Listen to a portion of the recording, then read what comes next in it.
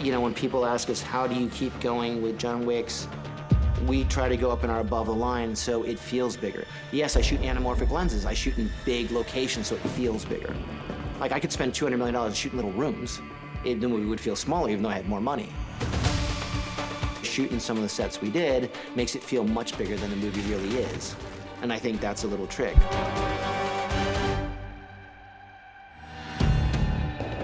It's been a pleasure to do all four of them. I've watched it grow and grow. The budget gets bigger, the sets get bigger. New levels of production design, the scale, the scope, a lot of big rooms, high ceilings. Even though they're sets, they feel like real places. The team that built these places is phenomenal, you know, and it just really helps immerse you into that space. I talked to Chad about finding locations that could be anywhere in the world and then treat it as a blank canvas with the right artwork and the right set dressing and the right lighting. Taking what you have and then turning it upside down and creating something. So to me, it's a challenge. I love it. Kevin Cavanaugh is a brilliant production designer. He comes up with ideas and he runs these. He'll go off and the next day he'll come back and he'll just expand it like it's like watching mold grow, just expand. Like, oh my God, these are great ideas. Room 880. We're trying to introduce this world of continentals all over the world. And each major city has its own look, its own design, its own style. And now we've introduced the Osaka Continental in Japan. Osaka interior, that was built in, you know, like an old subway station. Welcome to the Osaka Continental. How can I help? I really try to mix this traditional samurai kind of way of life and their aesthetics and the artwork that dates back to the 1600s. I use that as a base, as a foundation. And what can we do to make it modern day, contemporary? So, for example, the exhibit room, I framed all these old, beautiful rice paper paintings and framed them in glass and put modern frames around them and put them all over the place, as a modern art gallery or modern art space would be. That transition from the interior of the hotel to the exterior streets of Osaka, we figured it'd be great to have them go through a traditional bamboo Zen garden. We took over about 4 or 5 acres of property, and we created our own bamboo that we shipped in from all over Europe. We have over 500 sticks of bamboo with waterfalls and a rock garden and cherry trees.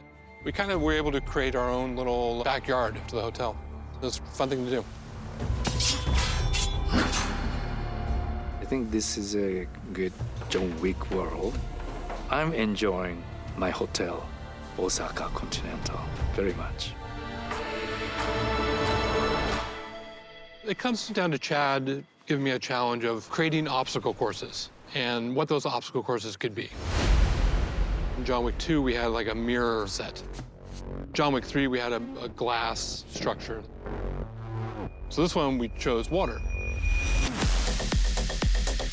Having obstacles in his way that force him through this maze. And that's really what we try to create. We built a massive nightclub. We actually found a 3-story building which had holes going through the ceiling from the top floor down that we could put all these water features into. On the ground level, we put it concrete slabs on top of it that they can actually walk on and work on. But underneath, everything, the whole floor, is filled 1 feet with water. So there are a few thousands of gallons of water sitting under the actual floor, you know. And we need this water for all the waterfalls and water curtains. We have around about 60 pumps in here in the whole area. And when all the pumps are running, we pump more than 45,000 gallons of water per minute. And that's a lot. Most people will be like, well, you'll either do that with visual effects, but we decided to just go the whole hog and build the whole thing through 3 stories, and it was magnificent. It was really important for Chad, you know, to have the water hiding people. It's a bit like hide and seek. They do not know who is behind there. It's a friend or it's an enemy. It was just incredibly impressive. And to think, this is my set, this is Killer's set.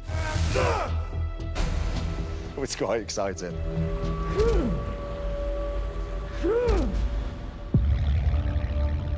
It's a big movie. We want it to feel big, lots of scale, lots of scope. So not only are the sets incredible, but we're pushing for really iconic locations in Paris. We really want it to be spectacular. I don't think I've ever worked on a production before where I've been in these opulent, over-the-top, exclusive locations.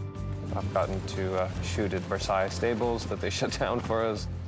Supposedly it's the most expensive location in all of Paris. They shut down the Louvre, which was amazing. For me, it has been such an honor and a pleasure to act in those sets, to be in that cinema.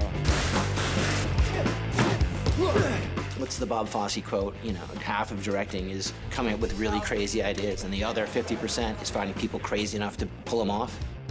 I have to get my entire crew of, 100 strong to trust me enough to go down this road and give me everything they got. I think that's the main thing, is we trust each other enough to step off the cliff together.